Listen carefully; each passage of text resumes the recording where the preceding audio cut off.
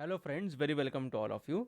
सो इस वीडियो को शुरुआत करने से पहले मैं आपको एक सवाल पूछना चाहता हूँ।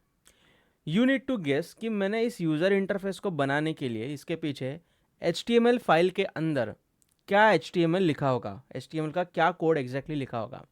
अभी आप बोले कि ये क्या सवाल है, ये तो कोई भी गेस कर सकता है कि इस यूज़र इंटरफेस में एक सिंपल सी लिस्ट हमें दिखाई दे रही है, जिसके ऊपर होवर करने के बाद स्पेसिफिक लिस्ट आइटम जो है वो हाईलाइट हो जाता है। तो इसे बनाने के लिए मैंने कुछ नहीं, सिर्फ एक UL टैग का इस्तेमाल किया होगा और उसके अंदर LI टैग का इस्तेमाल किया होगा और कुछ बेसिक सा CSS लिखा होगा। और ये जो UL एंड LI टैग है ये मैंने HTML फाइल के अंदर लिखे होंगे। But that's not the exact और correct thing that I have done. तो अगर मैं आपको HTML फाइल ओपन करके दिखाऊं तो HTML फाइल के अंदर मैंने कौन सा भी UL या फिर LI टैग लिया ही नहीं है। नाउ द क्वेश्चन इज कि मैं इस यूज़र इंटरफेस को किस तरीके से प्रोड्यूस या फिर जनरेट कर रहा हूँ। तो उसका जो क्या बोलते हैं उसको, उसका जो आंसर है वो छिपा है इस JS या फिर जावास्क्रिप्ट फाइल के अंदर। अगर मैं इस जावास्क्रिप्ट फाइल को ओपन करूँ तो आपको कुछ जावास्क्रिप्ट कोड दिखाई देगा और यहाँ पे आपको कुछ UL LI जैसे फैमिलियर वर्ड्स है वो दिखाई देंगे। So technically what I am doing over here is मैंने पूरा का पूरा ये जो यूज़र इंटरफेस है ये प्योरली जावास्क्रिप्ट से जनरेट किया है। मतलब हमने जो पिछले वीडियो में जो किया था ना, उसको भी मैंने यहाँ पे इंक्लूड नहीं किया। पिछले वीडियो में हमने क्या किया था, यहाँ पे किधर गया हमारा चेंजिंग डॉम। तो changing DOM dot H T M L and changing DOM dot JavaScript file, ये जो दो फाइलें हैं, इसके अंदर मैंने क्या किया था, मैंने H T M L file के अंदर एक यूआई टैग पहले से लेके रखा था और जावास्क्रिप्ट फाइल के ज़रिए मैं जो एल आई टैग प्रोड्यूस कर रहा हूँ, जनरेट कर रहा हूँ, वो भी एक स्ट्रिंगीफाइड फॉर्मेट के अंदर मैंने पूरा का पूरा जो एल आई टैग का ओपनिंग, क्लोजिंग, क्लास, क्लास की value and so on everything मैंने यहाँ पे उस मार्कअप को एज अ स्ट्रिंग यहाँ पे रिप्रेजेंट करके रखा है। मैंने इतना भी नहीं किया इस एग्जाम्पल में। इस एग्जाम्पल के अंदर मैंने प्योर जावास्क्रिप्ट का कोड लिखा है। कोई भी जुगाड़ नहीं कि जावास्क्रिप्ट के अंदर डबल कोट्स के अंदर स्ट्रिंगीफाइड फॉर्मेट के अंदर HTML का सिंटैक्स लिखो, ऐसे कुछ भी मैंने यहाँ पे चालाकी नहीं की है।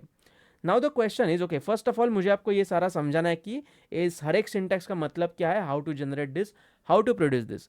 लेकिन उससे भी कई ज़्यादा गुना इंपॉर्टेंट क्वेश्चन ये है कि क्यों, why we are suppose to do this. जबकि पिछले वीडियो के अंदर हमने देखा था कि ये हम कर सकते हैं ना, सिंपली एक स्ट्रिंगीफाइड फॉर्मेट के अंदर हम एल टैग को लेके उसे जितनी चाहे उतनी बार सिंपल इनर HTML इस प्रॉपर्टी के जरिए हम एग्जिस्टिंग यूजर इंटरफेस के अंदर डाल सकते हैं, अपेंड कर सकते हैं, इंसर्ट कर सकते हैं। तो फिर ये पूरा का पूरा जावास्क्रिप्ट का कोड जो कि हमारे नंबर ऑफ लाइंस बढ़ा रहा है, इसे हम इस्तेमाल क्यों करें, इन दोनों सवालों के जवाब मैं आपको इस वीडियो के अंदर देने वाला हूँ। So let's get started. So first of all what will do is, first of all will start with what या फिर हाउ, हाउ टू, ये किस तरीके से किया जाए, इसके साथ हम चालू करते हैं और उसके बाद हम देखेंगे वाई बिहाइंड दिस, कि ऐसा क्यों करें। So let's get started. तो सबसे पहले मुझे क्या करना है, मैंने एक पैरेंट टैग यहाँ पे लेके रखा है जिसका नाम है root. It's a div tag जिसका आईडी है रूट। ये हम डायरेक्टली बॉडी के अंदर भी कर सकते हैं। एक कोई तो पैरेंट टैग होना चाहिए जिसके अंदर हमारा पूरा का पूरा यूजर इंटरफेस समाये, वो पैरेंट टैग मैंने यहाँ पे रूट लेके रखा है। अभी जावास्क्रिप्ट के अंदर सबसे पहले मुझे क्या करना है, इस पैरेंट टैग का जो ऑब्जेक्ट है वो मुझे यहाँ पे जावास्क्रिप्ट फाइल के अंदर मुझे पहले बनाना है। So I create let root element is equal to document dot get element by ID root, क्योंकि मेरे रूट एलिमेंट मतलब उसका आईडी ही रूट है। सो ये बन गया हमारा रूट एलिमेंट का ऑब्जेक्ट। अभी इसके बाद मुझे बनाना क्या है, सबसे पहले तो एक लिस्ट बनाना है। तो लिस्ट, एक्सक्यूज मी, लिस्ट बनाने के लिए मुझे यूएल टैग की ज़रूरत है। सो यूएल टैग बनाने के लिए या फिर कोई भी टैग बनाने के लिए मैं इस्तेमाल करूंगा डॉक्यूमेंट डॉट क्रिएट एलिमेंट नाम के एक सिंटैक्स का। और इस क्रिएट एलिमेंट को मुझे सिर्फ देना है टैग का नाम UL, दैट्स इट। मुझे यहाँ पे कोई भी एंगल ब्रैकेट्स मतलब ऐसे टैग का जो HTML टैग बनाने के लिए जो हम सिंटैक्स इस्तेमाल करते हैं उस सिंटैक्स का मुझे यहाँ पे इस्तेमाल नहीं करना है। I just need to give the name of that tag UL। अभी ये जो क्रिएट एलिमेंट हो रहा है ना यहाँ पे, इसे भी हम एक वेरिएबल के अंदर स्टोर करते हैं बिकॉज इस एलिमेंट के साथ हमें और इंटरेक्शन आगे जाके करना है। सो मैं इसे स्टोर करता हूँ एक UL नाम के वेरिएबल के अंदर। मैंने वेरिएबल का नाम भी सेम रखा है, आप चाहे तो कुछ भी और नाम दे सकते हैं। इसके बाद मुझे करना यह है कि ये जो पूरी लिस्ट है, ये जो पूरा का पूरा एरे है, इस एरे के अंदर जितने भी एलिमेंट्स है, जितने भी वैल्यूज़ है, उस हर एक वैल्यू को रिप्रेजेंट करने के लिए एक एलाई टैग बनना चाहिए। सो अभी यहाँ पे 1 2 3 4 5 6 6 यहाँ पे आइटम्स इस एरे के अंदर है, तो 6 एलाई टैग्स बनने चाहिए। तो मैं कुछ इस तरीके से भी कर सकता हूँ ना, डॉक्यूमेंट डॉट क्रिएट एलिमेंट, ये बन गया मेरा एक li टैग, और इसके अंदर मैं डॉट क्या बोलते हैं उसको, टेक्स्ट या फिर text content is equal to home ऐसा लिखूंगा। But that's not we are going to do, because ऐसे ही मुझे 6 अलग अलग लाइनें लिखनी पड़ेंगी। तो कंटेंट जो है वो डायनेमिकली अभी मुझे प्रोड्यूस करना है, जनरेट करना है। मतलब इस इस एरे के अंदर जितने भी एलिमेंट्स हैं, मान लो कि ये पूरा का पूरा एरे किसी सर्वर साइड एपीआई से अगर फेच हो रहा है, तो ये स्टैटिक तो कंटेंट रहेगा नहीं मेरा। ऑटोमेटिकली इसके अंदर के जो क्या बोलते हैं उसको एलिमेंट्स है, इसके अंदर की जो वैल्यूज़ है वो बढ़ सकती है या फिर घट सकती है। तो मुझे यहाँ पे कुछ जेनरिक लॉजिक यहाँ पे बिल्ड करना है, instead of writing static line for every single और एवरी अदर एरे एलिमेंट। तो यहाँ पे मैं क्या करूँगा, एक इटरेटर का इस्तेमाल करूँगा। So navigations is my array name dot for each नाम का एक मैं यहाँ पे इटरेटर का इस्तेमाल करूँगा। ऑटो कंप्लीट क्यों नहीं हुआ, okay, here is the auto complete suggestion. तो यहाँ पे फॉर इच मैंने इसके ऊपर इंप्लीमेंट किया। अभी फॉर इच चालू होने से पहले, ये इटरेटर चालू होने से पहले, मैं यहाँ पे एक सिंपल li नाम का एक वेरिएबल क्रिएट करूँगा, जिसके अंदर मैं फिलहाल कोई भी वैल्यू इंसर्ट नहीं कर रहा। और ये जो फॉर इच लूप है, इस लूप के अंदर एट एवरी इटरेशन ऑटोमेटिकली इस फॉर इच लूप की कितनी इटरेशंस होंगी, 6 इटरेशंस होंगी, क्योंकि ये फॉर इच लूप मैं जिस किसी भी एरे के ऊपर इंप्लीमेंट कर रहा हूँ, उस एरे के अंदर 6 एलिमेंट्स है, तो ऑटोमेटिकली 6 इटरेशंस इस फॉर इच लूप की हो जाएगी। And eight every iteration, her iteration के वक्त, ये जो li नाम का हमने वेरिएबल यहाँ पे बनाया ना लाइन नंबर 5 के ऊपर, इस li वेरिएबल के अंदर डॉक्यूमेंट डॉट क्रिएट एलिमेंट, और मैं li एलिमेंट यहाँ पे बनाऊंगा। So the line number 4 is responsible to create a ul tag और ul html element, and line number 7 is responsible to create a li tag और li html element at every iteration of this for loop. अभी इस li tag मतलब okay, चलो मैं यहाँ पे ना आपको कमेंट में लिख के बताऊँ, जब लाइन नंबर 4 एग्जीक्यूट होगी तो हमारे पास कुछ इस तरीके का मार्कअप हमें मिल जाएगा। लेकिन अभी तक हमने उस मार्कअप को रूट के अंदर, रूट एलिमेंट के अंदर इंसर्ट किया नहीं है, ये सिर्फ बैकग्राउंड में बन चुका है कुछ इस तरीके का टैग। जैसे ही लाइन नंबर 8 एग्जीक्यूट होगी, वैसे ही क्या होगा, li नाम का भी एक टैग क्रिएट हो जाएगा। ना ही हमने इस ul टैग को रूट एलिमेंट के अंदर डाला है और ना ही हमने इस li टैग को इस ul के अंदर डाला है। We are still in the process. अभी li टैग बनने के अंदर, उसके अंदर हमें कुछ ऐसा टेक्स्ट कंटेंट चाहिए ना, होम या फिर अबाउट अस वगैरह वगैरह। तो वो टेक्स्ट कंटेंट सेट करने के लिए इस li वेरिएबल का, लाइन नंबर 8 के ऊपर क्रिएट किए हुए li वेरिएबल का मैं इस्तेमाल करूंगा। And I will add the property called as text content. वो टेक्स्ट कंटेंट क्या होगा, तो आपको पता होगा शायद कि how the for each loop works. तो फॉर इच लूप हम जिस किसी भी एरे के ऊपर इंप्लीमेंट कर रहे हैं, उस एरे के अंदर जितने भी एलिमेंट्स है, जितने भी आइटम्स है, उतनी बार ये फॉर इच लूप एग्जीक्यूट होगा। एंड एट एवरी इटरेशन, ये जो एलिमेंट नाम का जो आपको वेरिएबल यहाँ पे दिखाई दे रहा है ना, इस वेरिएबल के अंदर नेक्स्ट वैल्यू ऑटोमेटिकली हमें मिलती जाएगी। तो यू माइट बी वॉन्डरिंग कि ये एरो का सिंटैक्स क्या रिप्रेजेंट करता है। तो इसे मैं आपको बाद में सिखाने वाला हूँ। फिलहाल मैं इस सिंटैक्स को, हम सभी जिस सिंटैक्स के साथ फैमिलियर है, उस सिंटैक्स के साथ कन्वर्ट करके दिखाता हूँ। So it's nothing but a call back function like this.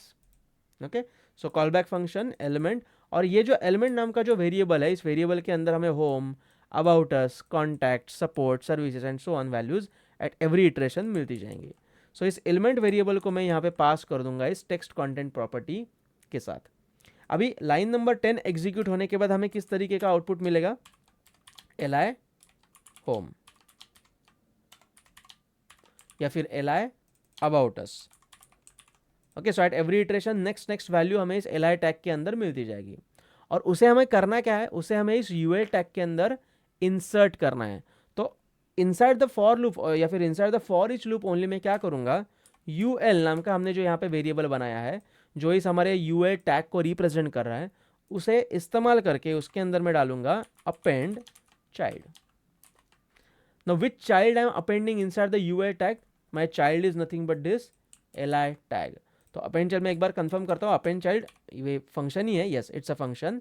So append child parenthesis and the li which is being generated at every iteration of this for loop.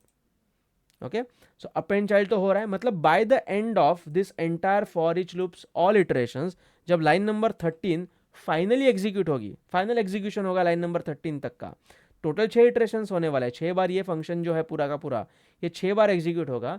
और final execution के बाद हमें कुछ इस तरीके का स्ट्रक्चर यहाँ पे मिल जाएगा, ul देन li, जो एक्सपेक्टेड स्ट्रक्चर है हमें home, then about, then contact and so on. तो ऐसा स्ट्रक्चर हमें मिल जाएगा। अब ये जो पूरा का पूरा स्ट्रक्चर हमारा बन रहा है, इस पूरे के पूरे स्ट्रक्चर को, मतलब इस यूएल को हमें इंसर्ट करना है इस रूट एलिमेंट के अंदर। सो मेरी फाइनल लाइन क्या होगी, root element dot append child, और इसके अंदर मैं दे दूंगा इस यूएल को। सो सबसे पहले हमने क्या किया, हमने यूएल टैग को बनाया, सारे के सारे एलआई टैग्स प्रोड्यूस करके हर एक एलआई टैग को हमने यूएल के अंदर इंसर्ट किया, और फाइनली जो यूएल और एलआई का जो कलेक्शन था उस पूरे कलेक्शन को हमने रूट एलिमेंट के अंदर डाल दिया। अभी अगर मैं मेरे ब्राउज़र के अंदर जाके देखूँ तो यहाँ पे हमें ये लिस्ट बनी हुई दिखाई दे रही है, लेकिन फिर भी जो यूज़र इंटरफेस मैंने आपको वीडियो के शुरुआत में दिखाया था वो यूज़र इंटरफेस अभी भी आपके सामने नहीं है। जो एक अच्छा, उसको एक बॉक्स शेडो, बॉर्डर रेडियस, एक अच्छी खासी उसको CSS थी। हॉवर करने के बाद उसके अंदर के जो एलआई, जो लिस्ट आइटम्स है वो हाईलाइट हो रहे थे। How to achieve that? तो उसका सीधा आंसर तो यह है कि CSS लिखनी पड़ेगी ना। तो क्वेश्चन है कि CSS लिखे कहाँ पे यहाँ पर? तो CSS मैंने पहले से यहाँ पे लिख के रखी है। अगर आप HTML को ऑब्जर्व करोगे तो स्टाइल टैग के अंदर मैंने लिस्ट नाम का एक क्लास बनाया है, उसे कुछ CSS मैंने दी है। लिस्ट आइटम नाम का एक क्लास बनाया है, फिर लिस्ट आइटम के ऊपर हॉवर करने के बाद बैकग्राउंड कलर चेंज होगा, किस तरीके से वो आइटम हाईलाइट होगा उसकी भी मैंने CSS यहाँ पे मेंशन करके रखी है। हमें करना सिर्फ ये है कि जो हमारे जो टैग्स है, जो टैग्स प्रोड्यूस हो रहा है, if I just right click on this home and inspect element, तो यूआई टैग और एलआई टैग वगैरह प्रोड्यूस हो रहे हैं, इनको सिर्फ हमें अभी क्लास देना है।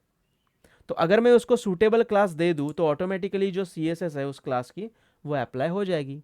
How to set a class, what is a class? Class is an attribute. आपको ये बेसिक रूल पता होगा HTML का, in this case div is a tag, id is a attribute, and root is a value of that id attribute. Script is a tag, src is a attribute, and this value, this particular JS file path is a value of this src attribute. तो हमें करना क्या है, इस li tag को, ui tag को, सबको attribute set करना है, और वो एट्रीब्यूट का नाम होगा क्लास, और उसकी वैल्यू होगी जो भी सुटेबल क्लास का नाम यहाँ पे हमने मेंशन किया है CSS के अंदर, वो हम एज अ वैल्यू दे देंगे। The syntax goes something like this, ul dot set attribute, और सेट एट्रीब्यूट का जो फर्स्ट पैरामीटर है वो होगा एट्रीब्यूट का नाम, comma the second parameter will be the value of that attribute. So at run time क्या होगा, लाइन नंबर 5 एग्जीक्यूट होने के बाद मैं लाइन नंबर 6 के ऊपर की कमेंट के अंदर चेंजेस करके आपको दिखाता हूँ कि रन टाइम में क्या होगा। रन टाइम में कुछ ऐसा होगा, class is equal to list. Okay, similarly I will copy the same line, I will paste it over here, कि हमारा जो एलआई टैग है वो यूएल के अंदर अपेंड करने से पहले मैं एलआई टैग को भी क्लास प्रोवाइड करूंगा। तो यहाँ पे मैं लिखता हूँ LI dot set attribute, class will be list hyphen item. और अगर मैं सिंपली ब्राउजर के अंदर जाके चेक करूँ तो जो CSS है हमारी वो सक्सेसफुली यहाँ पे अप्लाई हो चुकी है।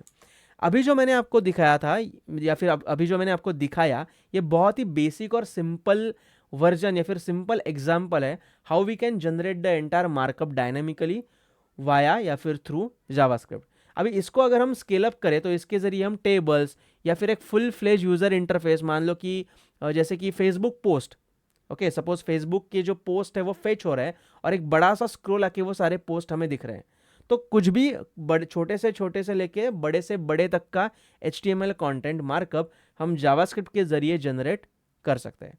Now the question is why we should do this while binding the data, जैसे मैं यहाँ पे कर रहा हूँ। मेरे पास अगर कुछ एरे है तो उस एरे को बाइंड करने के लिए मैंने प्रीवियस वीडियो में जो आपको एग्जाम्पल दिखाया था changing DOM dot JS file के अंदर, जैसे हम एलआई टैग का इस्तेमाल कर रहे हैं, एलआई टैग हम एज अ स्ट्रिंगिफाइड फॉर्मेट के अंदर जावास्क्रिप्ट में मेंशन करके कर रहे थे, लेकिन यहाँ पे नंबर ऑफ लाइन्स हमारी कम थी और यहाँ पे हमारी नंबर ऑफ लाइन्स बढ़ गई। So why I am using this syntax, now let's talk about this why, कि ऐसे क्यों करें। तो उसका क्यों का आंसर मैं कुछ इस तरीके से दूंगा कि यहाँ पे जो एग्जाम्पल है ना यूएल एंड एलआई का, ये बहुत ही छोटा सा एग्जाम्पल है। यहाँ पे जो भी हम डायनामिकली या फिर जावास्क्रिप्ट के जरिए मार्कअप जनरेट कर रहे हैं वो बहुत ही छोटे अमाउंट में जनरेट कर रहे हैं। मान लो कि यहाँ पे एलआई टैग के बजाय अगर मैं कुछ टेबल या फिर उससे भी बड़ा HTML टेम्पलेट अगर मैं जनरेट कर रहा हूँ डायनामिकली, तो उसके अंदर मुझे HTML के सिंटैक्स हाईलाइटिंग का जो फीचर है, जैसे कि यहाँ पे ये जो पिंकिश कलर यहाँ पे हर एक टैग को अप्लाई होता है, या फिर ऑरेंज कलर उस टैग के एट्रीब्यूट को अप्लाई होता है, green colour representing the value of that attribute, ये सारे फीचर हमें यहाँ पे नहीं मिलते। Point number 1। पॉइंट नंबर 2, जो HTML लिखते वक्त हमें ऑटो कंप्लीट के फीचर्स मिलते हैं, या फिर टैग ऑटो कंप्लीशन के जो हमें फीचर्स मिलते हैं, जिससे कि सिंटैक्टिकल एरर्स आने की जो गुंजाइश है वो धीरे धीरे कम होती जाती है, प्रोबेबिलिटी जो है वो धीरे धीरे कम होती जाती है। तो वो फीचर्स भी हमें यहाँ पे नहीं मिलते जब हम एक मार्कअप को या फिर एक HTML टैग को डबल कोट्स के अंदर स्ट्रिंगिफाइड फॉर्मेट में रिप्रेजेंट करते हैं। इसीलिए अगर हमें टोटल कंट्रोल चाहिए, हमें अगर सिंटैक्टिकल एरर्स की प्रोबेबिलिटी अगर रिड्यूस करनी है, तो हमें कुछ एरर का इस्तेमाल क्या है, एरर का उपयोग ही ये है कि एरर हमें बताता है कि यहाँ पे मिस्टेक हो चुकी है। लेकिन अगर मैंने यहाँ पे किसी टैग को इनकम्प्लीट रखा, जैसे कि यहाँ पे मैंने क्लास इज इक्वल टू का साइन में भूल गया, या फिर यहाँ पे मैं इस ग्रेटर देन के साइन को भूल गया, तो जावास्क्रिप्ट को ये कोई भी प्रॉब्लम नहीं लगता, because ultimately for JavaScript this is just a string. तो ये कोई भी एरर नहीं प्रोड्यूस करेगा। तो हमें मैन्युअली हमारे आंखों के जरिए पूरे प्रोग्राम को या फिर पूरे कोड को रीड करके मिस्टेक ढूंढनी पड़ेगी। ओके, तो वो हमें ना करना पड़े और हमें करेक्ट एरर्स, अगर कोई भी प्रॉब्लम हो तो करेक्ट एरर्स हमारा जो जावास्क्रिप्ट का इंजन है वो जनरेट करके दे, ऐसे अगर हमें लगता है, तो ये जो प्रीवियस वीडियो के अंदर मैंने जो आपको एग्जांपल दिखाया था, इसे ना करते हुए हमें जो आज के वीडियो में, इस वीडियो के अंदर मैंने जो आपको टेक्निक दिखाई, उस टेक्निक का इस्तेमाल करना makes more sense. So this is the why behind the technique that I have just showed you. So जैसे मैं हर वीडियो में कहते आया हूँ और इस वीडियो में भी कहूँगा कि ये छोटा सा एग्जांपल हमने इस वीडियो के अंदर कवर किया, इसका जो एक्चुअल यूज़ है या फिर इसका एक थोड़े बड़े पैमाने पे जो इस्तेमाल है वो हम डेफिनेटली करना सीखेंगे जब हम एक प्रोजेक्ट बनाएंगे इसी प्लेलिस्ट के अंदर। तब तक अगर ये आपको वीडियो अच्छा लगा, डू लाइक दिस वीडियो, और इस प्लेलिस्ट को फॉलो करने के लिए do subscribe to our Tech Fridays YouTube channel. See you in the next video.